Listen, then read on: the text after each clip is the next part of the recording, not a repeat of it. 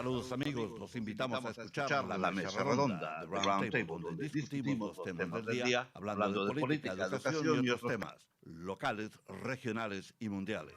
Por USA la Radio.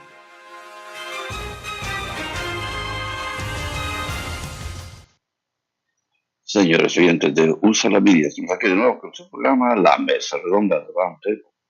Les habla Fernando Méndez, Dani Ramos, controlando la máquina digital. Y bueno, noticias como siempre de todas partes, desde nuestra bella ciudad del amor fraternal hasta Washington y por allá donde estaba un barco atorado en el canal del Suez. En cuanto al COVID, pues continúan las noticias bastante interesantes, un par de ellas, porque los doctores están hablando ahora. Hemos invitado a nuestro amigo Martin Pratt a unirse a nosotros y cuando él llegue vamos a hablar un poco más sobre este asunto de los doctores que han hablado ahora en público para revelar lo que pasó con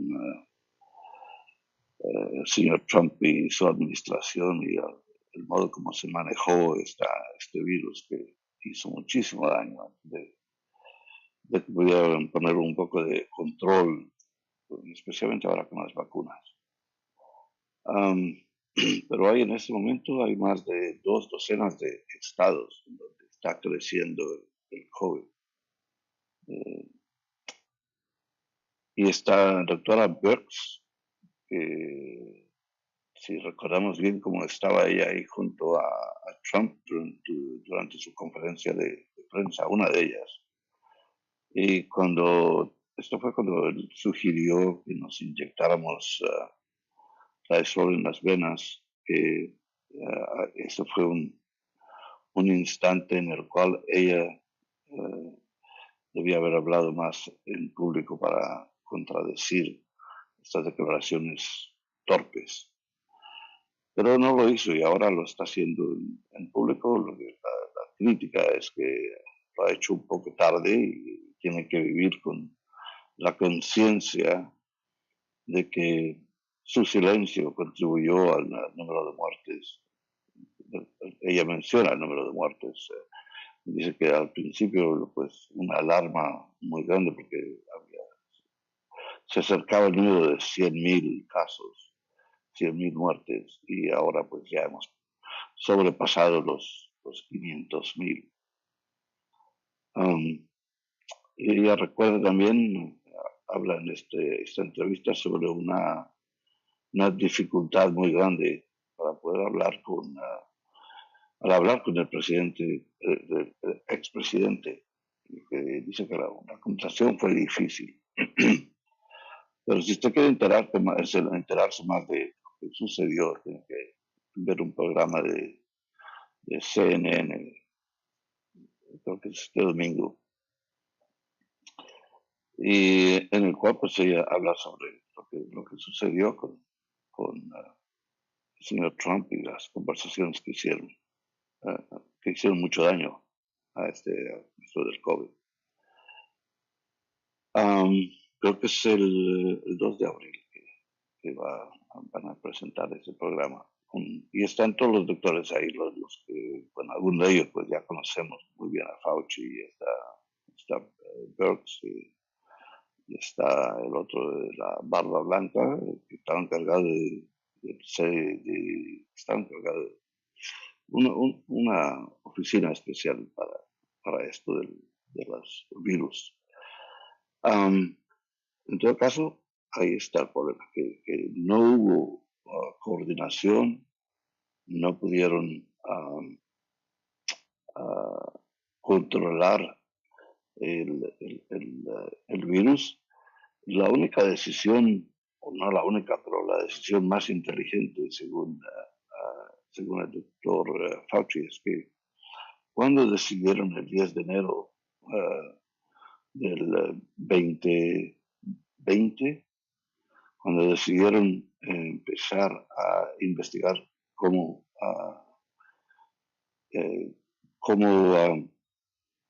encontrar una vacuna. investigar la forma de atacar este virus a través de vacunas.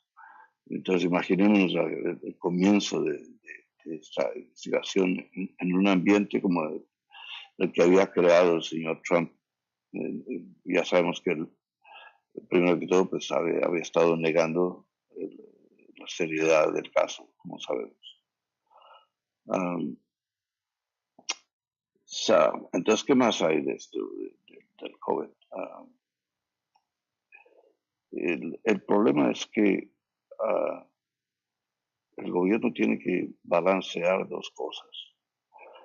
Una, la urgencia de vacunar a la gente, encontrar el número apropiado de inventarios, vacunas disponibles de cualquier clase, porque hay varias. Está la de Moderna, está Pfizer, están Johnson Johnson y otras vacunas disponibles, pero ¿dónde están? ¿Cuántas vacunas existen? Hay mucha gente que dice que estaban esperando a la de Johnson Johnson porque es solamente una vacuna, no son dos como las otras. Hay que esperar vacunarse y luego esperar 21 días o 28 días para la segunda vacuna. En todo caso, hay razón para optimismo, porque a pesar de lo que hay mucha gente que está criticando el gobierno de Biden, pues lo que pasa es que hay más progreso ahora que él está ahí en la Casa Blanca. Se ha visto, como él prometió, hacer unas vacunas en 100 millones en 100 días. Cumplió esa promesa, pero con vacunas extra en 57 días. Llegó al número de 100 millones y se espera que, según él, para ya cuando sea verano, prácticamente el 4 de julio va a celebrar la independencia de este virus. Va a celebrar que se ha alcanzado alguna marca en la cual pues, se espera que haya mucho más progreso en cuanto a esto. Es una calamidad pues que nadie esperaba y ya hemos visto los estragos que ha hecho pues, no solamente a nuestra salud, sino lo que ha hecho con la economía. Ha destruido nuestra economía. Entonces, pues ahí está la tarea enorme que se debe proponer el gobierno. Recuperar la economía, de algún modo, con los estudiantes en las escuelas, abrir las escuelas en septiembre. Y a partir de ahí, pues ya se puede recuperar la economía porque los padres pueden ir a trabajar, se puede hacer un cambio total en cuanto a este virus que ha destruido tantas vidas. Y esa es ahí es donde hay que poner, acusar a los que actuaron irresponsablemente. Y ya sabemos que a la cabeza de ellos pues estuvo el expresidente. Pero la gente en otras posiciones de responsabilidad que debían haber respondido con más profesionalismo, haber respondido casi inmediatamente cada vez que se hacían declaraciones que no correspondían con la ciencia. Y bueno, ya sabemos qué pasó con el señor Trump luego de que decidió que este virus decidió que no quería propagar la noticia de la seriedad del virus porque no le convenía, él temía mucho el resultado de esto con la economía. Y como sabemos, él sabía ya que iba a tener repercusiones sobre la economía si el virus, el contagio, se multiplicaba, que fue lo que sucedió exactamente. Hay mucha gente que dice que luego de la elección de del 3 de noviembre de 2020, cuando se supo que Biden fue el ganador. Entonces, mucha gente, muchos críticos estaban sugiriendo que Biden debía escribirle una noticia de gracias al virus, porque sin el virus y una economía pujante, este señor Trump todavía estaría en la Casa Blanca. Y yo debo decir aquí, porque nunca he pretendido no tener una no haber abogado más por la victoria de Biden. Esa noche de noviembre 3, cuando no se sabía quién iba a ser el presidente. Y el señor Trump salió declarando una victoria prematura ante las cámaras. Esa noche fue preocupante. Yo creo que mucha gente en este país no durmió como resultado de esas declaraciones de Trump, diciendo que la victoria era suya. Eso fue un momento bastante triste, creyendo yo que no nos habíamos deshecho de este señor y tendríamos otros 4 años trágicos. Bueno, señores, usaríamos tomar una breve pausa aquí. Les habla Fernando Méndez. Regresamos en un momento con Dani Ramos, controlando la máquina digital.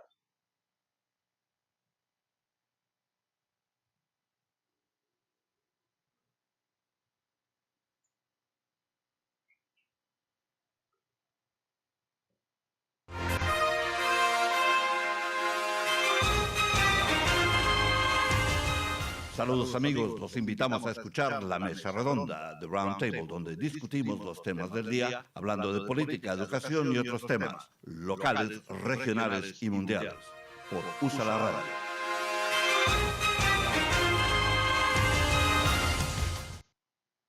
Bueno, señores oyentes de Usar Media, estamos aquí de nuevo con su programa La Mesa Redonda. Les habla Fernando Méndez. Dani Ramos controlando la máquina digital. Ahora pues noticias que nos llegan en inglés. Nos llegan noticias del estado, la ciudad, del país, del mundo. Y una de ellas el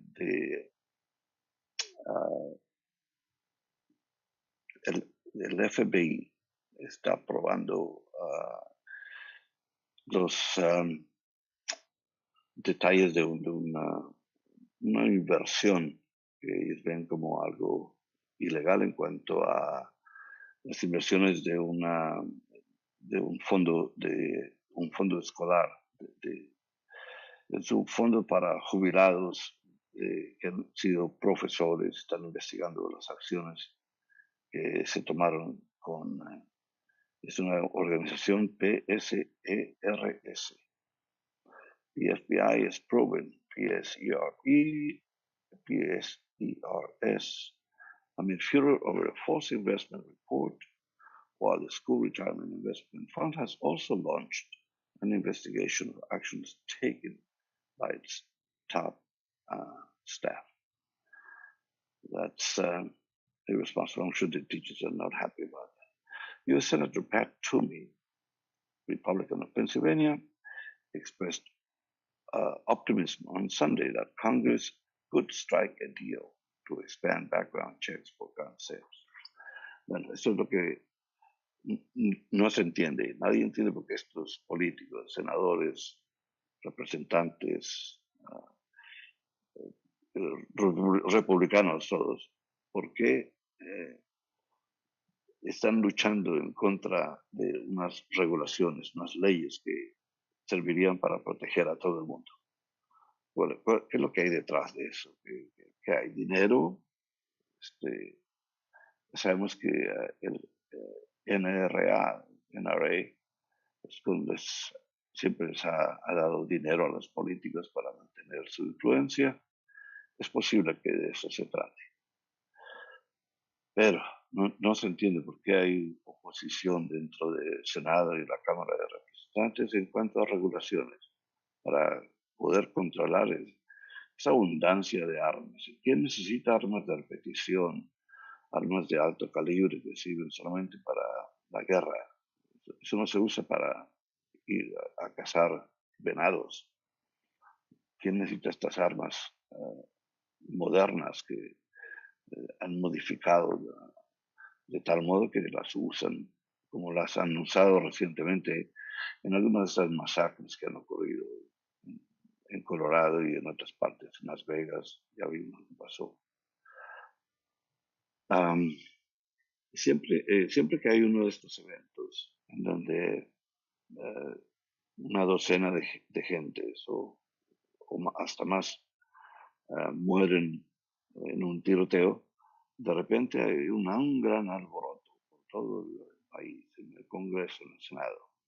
Un alboroto de que está sucediendo algo muy serio y que vamos a tomar unas medidas más serias para controlar las armas.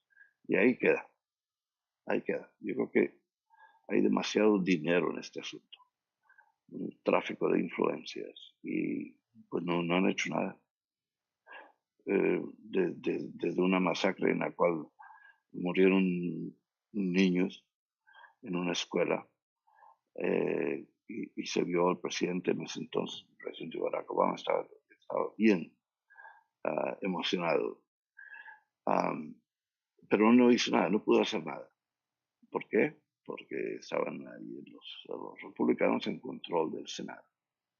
Pues aquí está esta situación otra vez, otra masacre y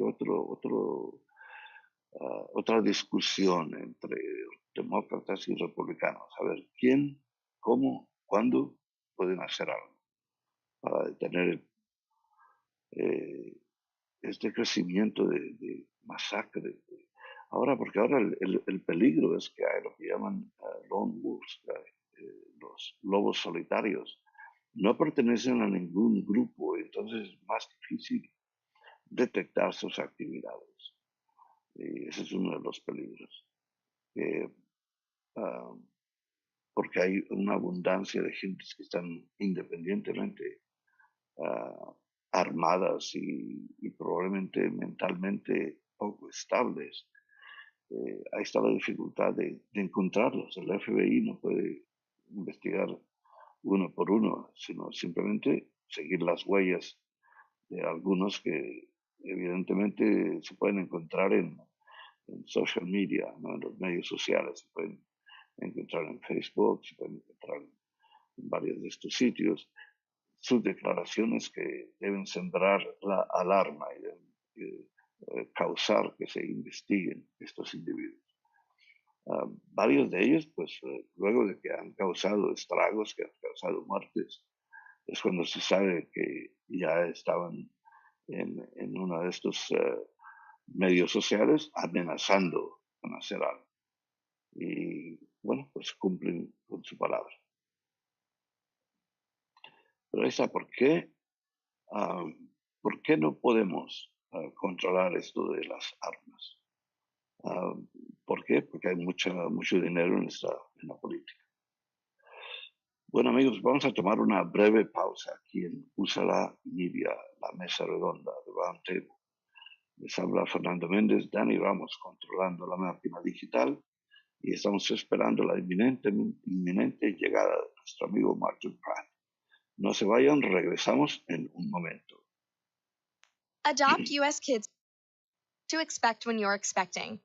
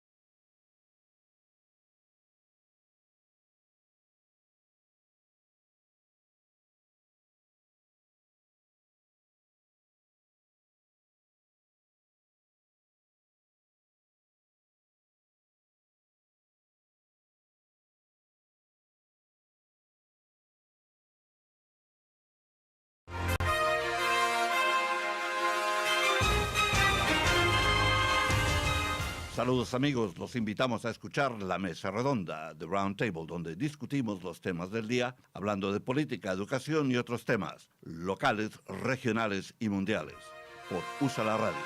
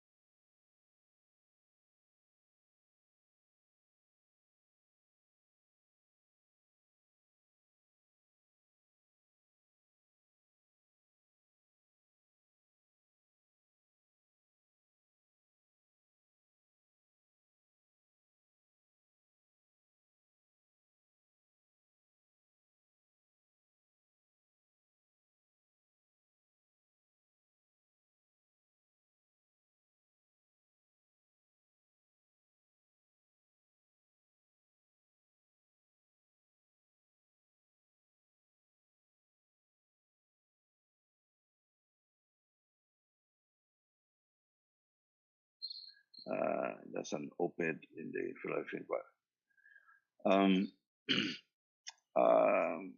Another headline, Lawman S. Henry says a state commission to find new funding for the Department of Transportation should avoid imposing new taxes. Well, we know that after COVID, this is one of the fears right now, because the government has to balance that. They have to pay the bill for COVID. We have to rebuild our infrastructure. We have to maintain an inventory of vaccines, because this COVID might come back in a cycle. So all this stuff costs money. And where's the money going to come from? And the federal government has just approved a 1.9 trillion fund. Let's see what happens to some of that money that is supposed to be targeted to combat the virus. So this virus is going to be around for a while, so we should prepare to, the state should prepare to pay more money. Another thing, this State Representative Ryan Vizara, Democrat from Erie, in the Philadelphia Inquirer also writes, in the Times Herald, he writes that the state legislature must defend voting rights. Okay, so that's one thing that we have seen. I spoke earlier about how the Republicans are lacking in common sense, and they have not cooperated in bipartisan bills that should help us to do things that are common sense regarding gun control. They seem to be always and forever on the wrong side. So that's one thing. The other one is that they are determined, because they lost Georgia, because they lost 2 Senate seats from Georgia. They are determined to stop the vote from black people. They have targeted the black population to impede their vote. So things like voting on Sunday, mail-in voting. They have removed boxes from certain areas. So they have done everything possible to stop minorities in general, but specifically the black population, from voting. Why are they afraid? They should be promoting the vote. They should be, if they are truly convinced that they are the right choice to govern this country, then they should put on their agenda. They should explain what they want. and why we should vote for them. So we'll see what happens. I mean, and a lot of these things are related.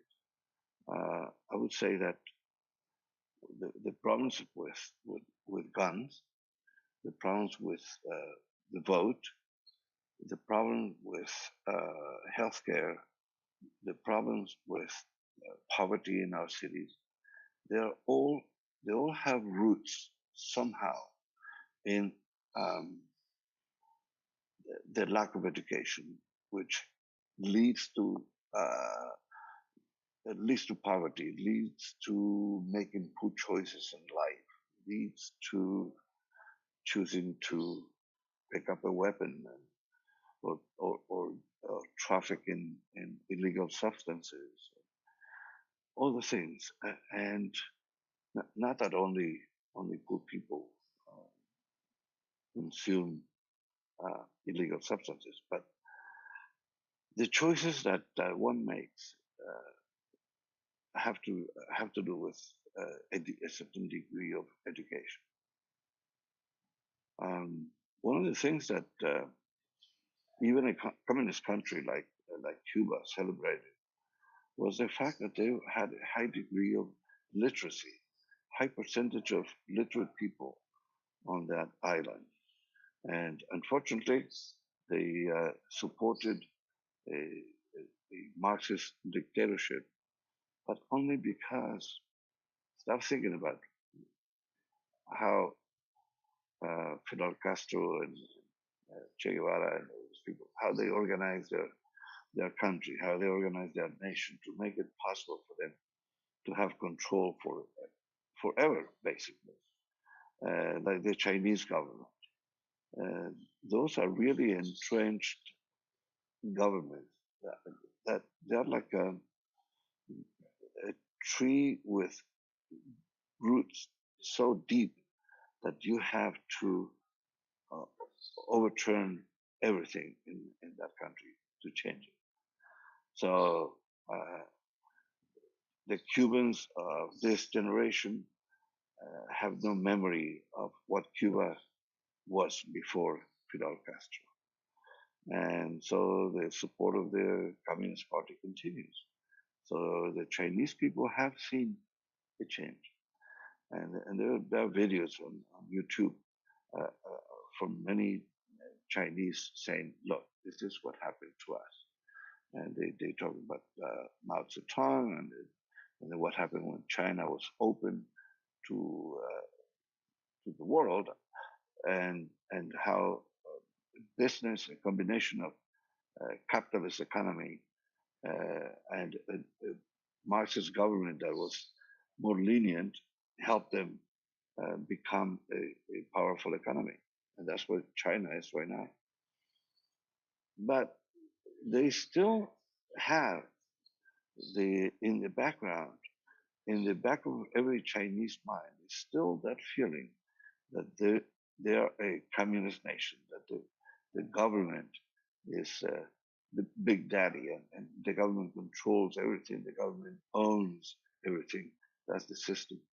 And yet, this combination of free market and the government control of everything somehow has worked. But many people predict that it's not sustainable. It's not sustainable to have for China to continue this balancing act between, toying with being a capitalist country and yet maintaining this strong grip on the population. So we have seen what happened with Hong Kong, for instance, where Hong Kong was thriving economy, was one of the most powerful economies in the world. But the Chinese were looking at Hong Kong with envy, the Chinese government. And so they put down any attempt by Hong Kong to remain free of the central government. And so now we don't know if that economic engine can continue to feed the motherland. So But anyway, so we're going straight from this topic only because it's part of it that we don't understand sometimes, or we cannot understand, we cannot comprehend how, let's say, Venezuela and Nicaragua, how these countries, where the Marxists have taken over more recently, how they cannot get rid of this. They cannot get rid of Maduro at this point. They could not get rid of Hugo Chavez. They cannot get rid of Maduro, even though there is opposition. At this point, many Venezuelans claim that there are two governments. Hay dos gobiernos in Venezuela.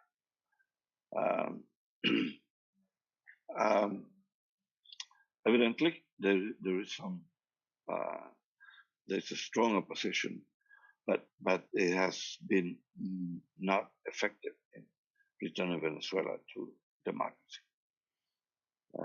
It became almost impossible during the Trump years because, Trump was not interested in intervening in foreign policy, so he did. Well, it looks like our friend Martin Pratt has finally joined us, so we're going to take a brief pause in Usa la Media, the Roundtable. Les habla Fernando Méndez, Dani Ramos, controlando la máquina digital.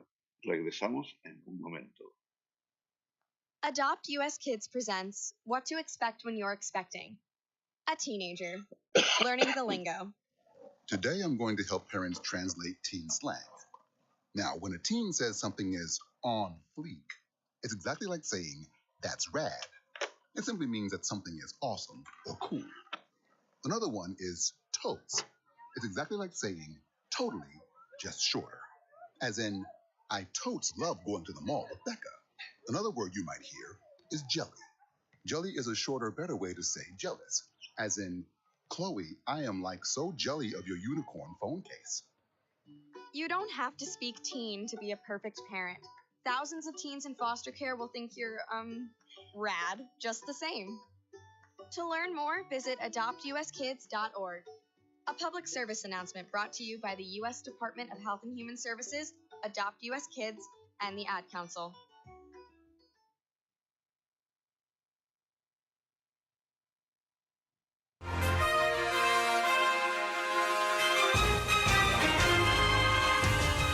Saludos amigos, los invitamos a escuchar la Mesa Redonda, The Roundtable, donde discutimos los temas del día, hablando de política, educación y otros temas, locales, regionales y mundiales. Por USA la Radio.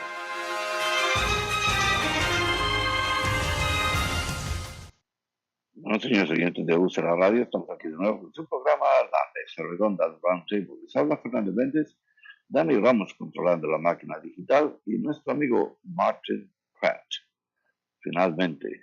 Finally, there you are. What's up? Martin, you're on. Sí. Hello.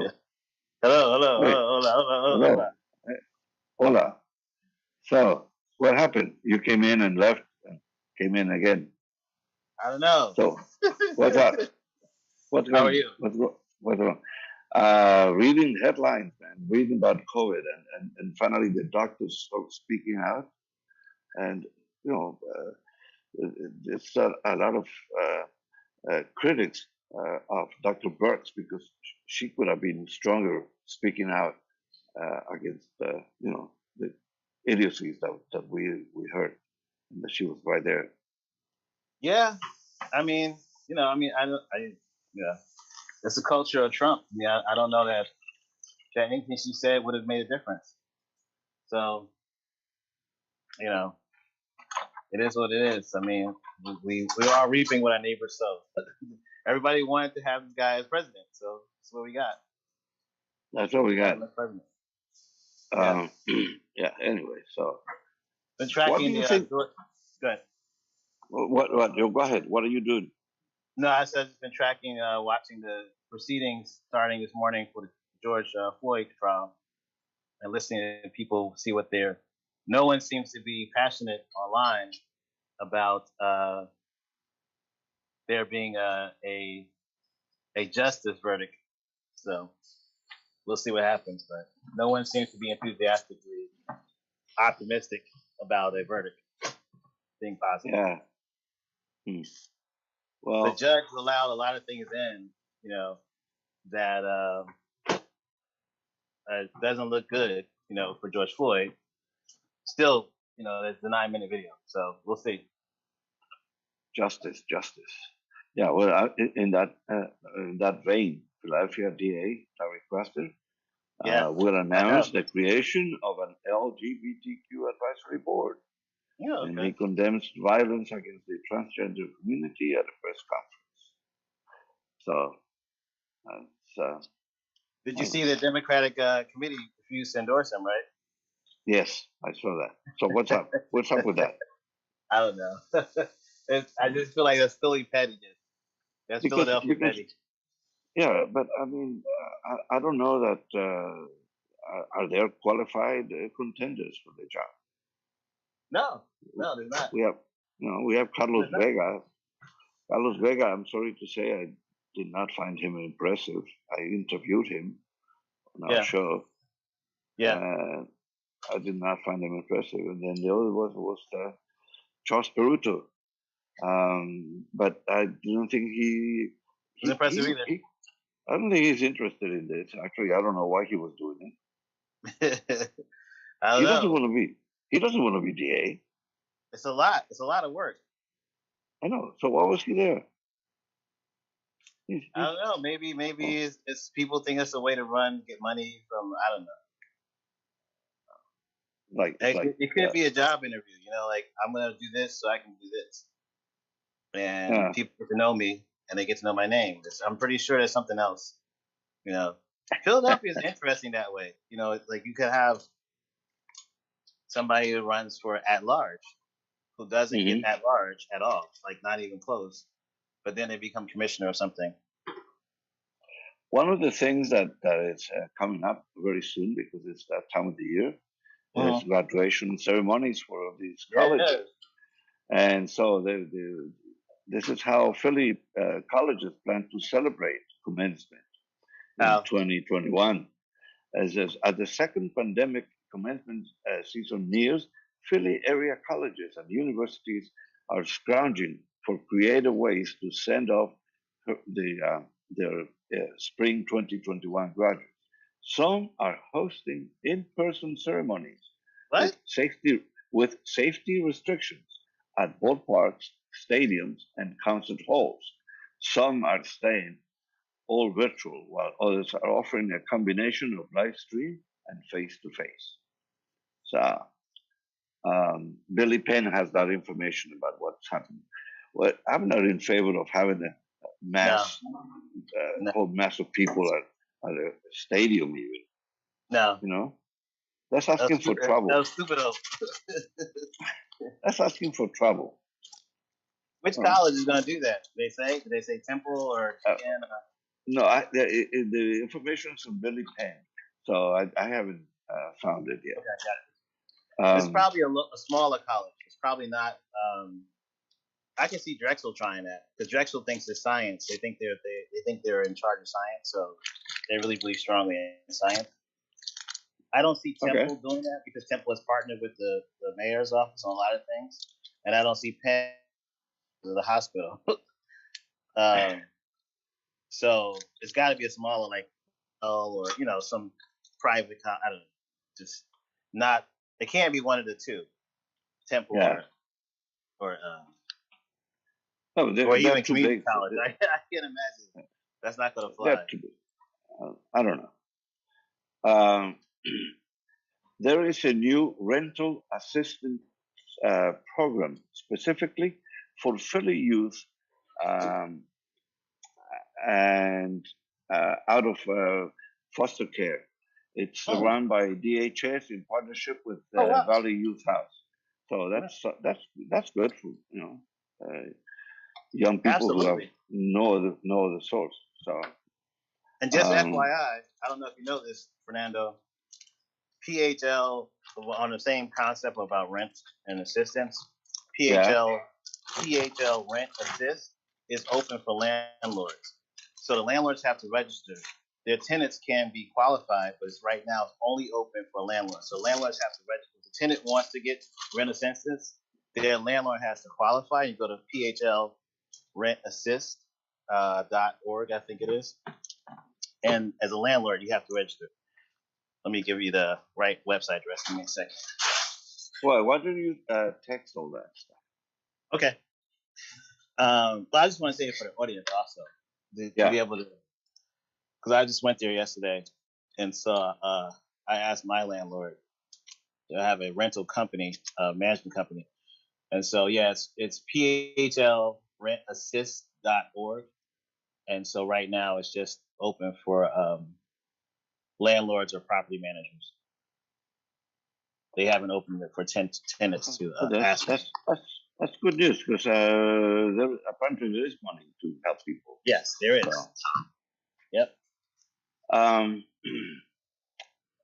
There's also a vaccination clinic. Mayor Kenny joins council member Parker and other officials to help launch the health department's 9th community vaccination clinic. So this one is at Mount Airy Church of Christ on August Avenue.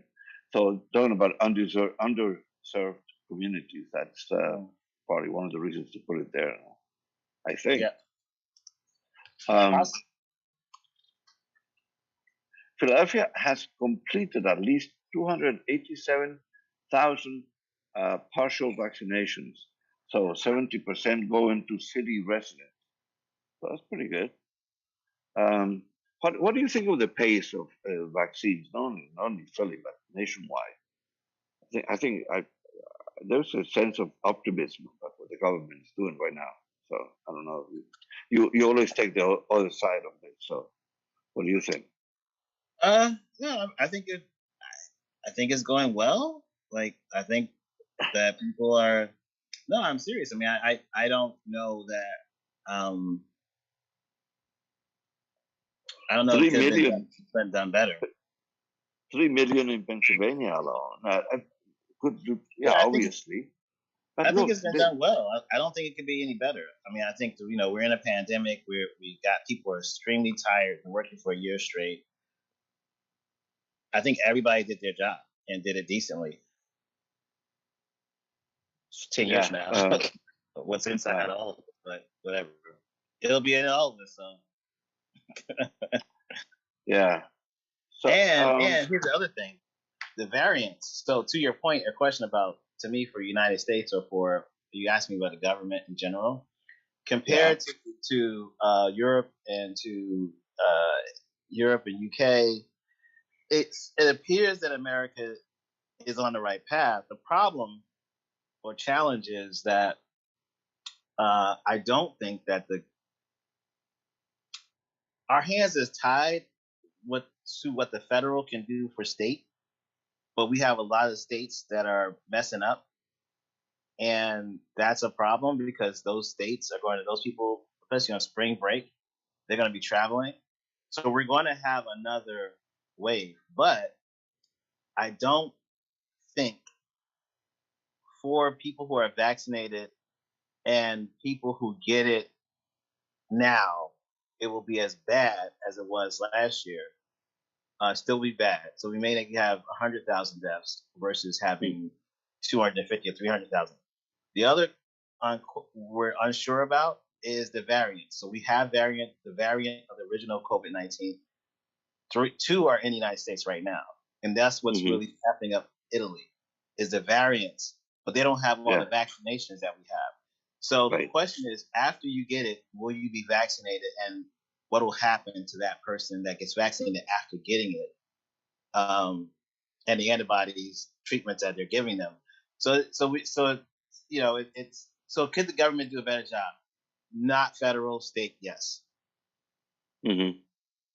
Well, one of the problems with this is to open the economy, and then all of a sudden there's a surge, so you have to close it again. So that's what you have to do, I guess, is close altogether, and then until everything is safe, then you can reopen. we've had 4 schools they closed in Philadelphia. I don't know if you know about that. Yeah, there's a surge in Philly. 444 new cases a day, 32% higher than a week ago. So that's a surge. Yeah. Well, and they've closed 4 schools. So the schools, so they reopen the economy, which you just said, but then you got to close it again because, it's not safe in certain areas. Yeah. I wish that, what I will say to you, how about this, Fernando? This is my contrarian. The United States the federal government could require states to do testing of their water, testing of the wastewater to find where the surges are. We don't have that nationwide. We have that in certain cities, but nationwide we're not testing, and that has been successful everywhere. Knowing exactly what's in the wastewater, you can find the COVID-19 is present inside wastewater. Wow. So we haven't instituted that nationally. Yeah, your knowledge, or your scientific knowledge is surprising to me. Well, here's the thing. I want to find solutions, right? And so this college campus in Arizona they were able to predict, and they were able to shut it down before it was an outbreak. And I was like, well, how did they do that? And it's because we were testing all of our sewage, the sewage treatment plants, and they nailed it down. You can nail down, because you know what's flowing in. So you can say, okay, that block has a lot of, a variant in it. Let's go, not variant, sorry, has a lot of COVID-19 in it. Let's go over there and let's make sure everybody's tested. We haven't done that. Yeah. But it's unfortunate, but I mean, we have more people dying in Pennsylvania. 25,000 already have died in Pennsylvania as a result of COVID. Yes. That's, very unfortunate. And Trump we have should be held accountable for that. Yes. And that's what it will be interesting. I don't know if you already read about it, but the CNN has that program coming up with all the doctors involved in the pandemic. They are all speaking out. So Fauci, Birx, and the rest of them. Let's hear what they have to say. I mean, I don't know what legally. I mean, what I think that I don't know what could be done against him legally. For families of victims. He was president, so I don't know if there's a precedent for a president not, doing his presidential duties. Yeah. But I do think there's some lawyers somewhere that's willing to test it. so I think there's probably going to be some pretty good, constitutional lawyers that decide to test that and see how we can hold him accountable according to the Constitution. Well, many episodes I have read, like MSNBC interviewing these lawyers, who say that since he is not president, some of the legal protections are not there for him anymore. So, but I don't know if that's retroactive to his being president. Can he be prosecuted for something he did as president? That's tricky. So anyway, nothing will happen as long as we have Mitch McConnell there. He will not approve of anything. There's no bipartisan bill. There's no bipartisan bill coming out. No. And so the Republicans are always going to say, "Oh, that's Democratic. The Democratic Party is out to attack Republicans again." It's like another witch hunt. Blah blah blah. So yep. How about we don't have that much time, but I mean, give me a comment on this drive the Republicans had to kill the vote, to stop Black people from voting in every state. I think it's almost one of the things that will be interesting to see how it affects white rural America. I feel like that's going to be a repercussion they don't see, or they just don't care. I don't see it affecting as many Black people as predicted, because we stretched outside of ourselves a lot. And so just like they say, oh, it's revving up the base on the Republican side, maybe, but I think it's going to affect them more because we're at such a low point. For us, it's like, okay, so now we can't do Sunday, we're gonna do Saturday. Now we can't do like we're just gonna adapt. Like it's revving up our base in a way that I think is unexpected. So it's like almost like this is I don't want to say a great thing, but this is an interesting scenario. I'm talking about the Georgia law. Three bills. That's just ridiculous. And at the same time, it is making it a lot easier to talk to people about law. So I Trump has, I hate to admit it, but he's kind of made it because we're being civic minded. Right. Martin, thank you for joining us today. Tomorrow? Please. Okay. Yes. Okay, no excuses. Sí. Okay. Señores oyentes de Usa la Media, hemos llegado al final de esta edición de su programa La Mesa Redonda. Se despide Fernando Méndez, Dani Ramos controlando la máquina digital. Estuvimos con Martin Pratt. No se pierdan nuestro próximo programa. Hasta la próxima.